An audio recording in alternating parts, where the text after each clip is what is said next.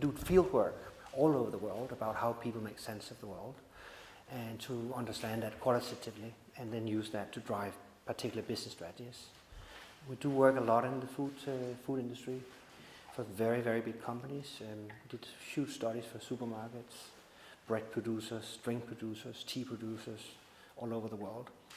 And what I'm going to say now is just the synthesis of what we learned about people, because I think there's one thing that's very dangerous in this discussion, is when we talk about nudging people or educating people or informing people, we are thinking of it in a model where we know more than they do.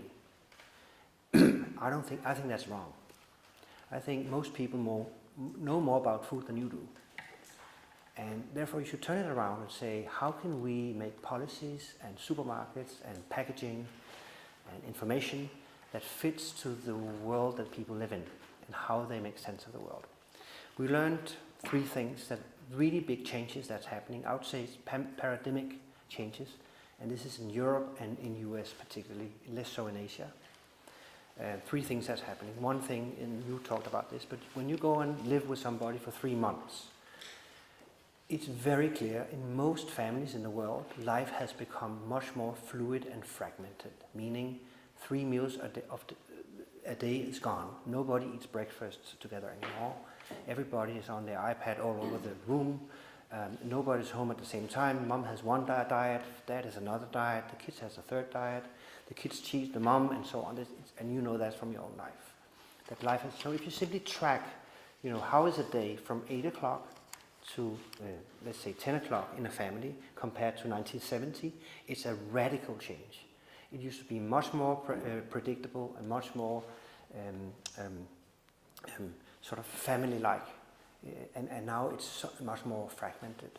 Because most people have part-time jobs, most people travel a lot, kids have activities everywhere, and we had a really interesting exercise where we asked people to take a picture of their dining table all over the world. We got 20,000 pictures.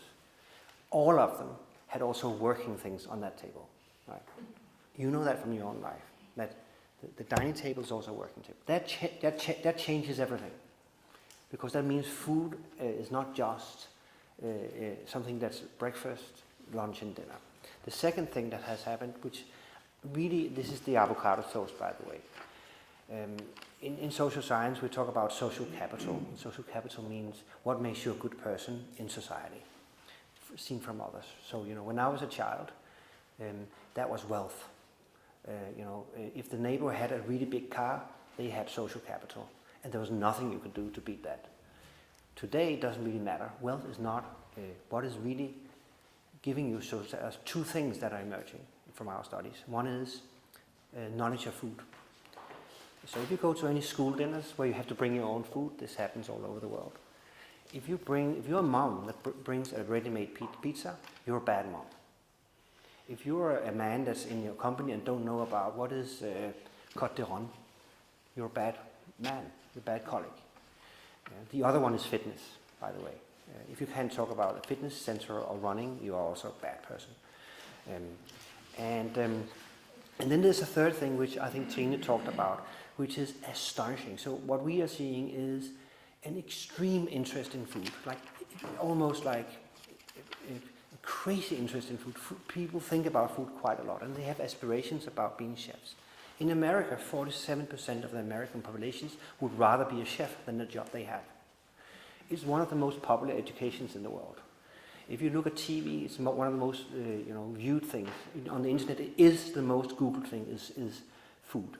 It's the most Instagram things. It's the only book category that's profitable. Is food cooking books, and there's a reason for that, which is our relationship to food is changing big time. But because we have this fragmented life, there's a dilemma, which is I have yet to see a person who knows more than 10 recipes by heart. Most people cannot cook. Really, they can't. So we're sort of caught in this strange dilemma between a movement, you said, when the market do itself, but I can just tell you that consumers are there. They have a very sort of clear idea. Now, when we talk about information and nudging and so on, there are 2 conflicting ideas. One I call system 1. That's what governments often go to, which is an evidence-based, science-based, trying to make food scientific. It's also based on fear. Food is dangerous. You shouldn't touch that. You shouldn't eat that. Only eat that much. Don't eat too much of that. And it's where wine becomes alcohol, and nuts become protein, and food is calories. That world. That world is very difficult for consumers to make sense of because there is no truth. We did a study together with Duke University. We looked at 300,000 scientific papers, figuring out tomatoes, milk, and coffee. Does it prevent or does it cause cancer? And I can tell you, there's a 50-50 chance. The most best-selling diet book in the world, in the first chapter, talks about why government advice is wrong. You can't swing a cat without hitting some paper saying, eat this, eat that. And it's so conflicting. And so what is happening, I think, is that people are just believing that sort of information. And I can tell you, we have tons of video of how people shop in the supermarket. And they don't look at the information at all. It's not a rational sort of calculative process. They have habits, that's what I do. And that brings me to system 2, which is how people make sense of food, which is they do that through their stomach and senses and intuition and habits. And those are not informed by the brain. So we are entering the post-factual society in many, many ways, where emotions play a big role. How people, what they have experienced plays a big role. And I think this means that we have to play on some different tools here. So I'll just mention a few that I've done myself. So one of them was for a very, very big Dutch supermarket that wanted to have people buy more local food. And when we studied that, and we found out if you want to buy more local food, then your supermarket has to be local. So what's most local? That's a person. So we found out, what if the guy that runs the supermarket, let's say he's called James, you know James. This is not just a supermarket brand, but it's James.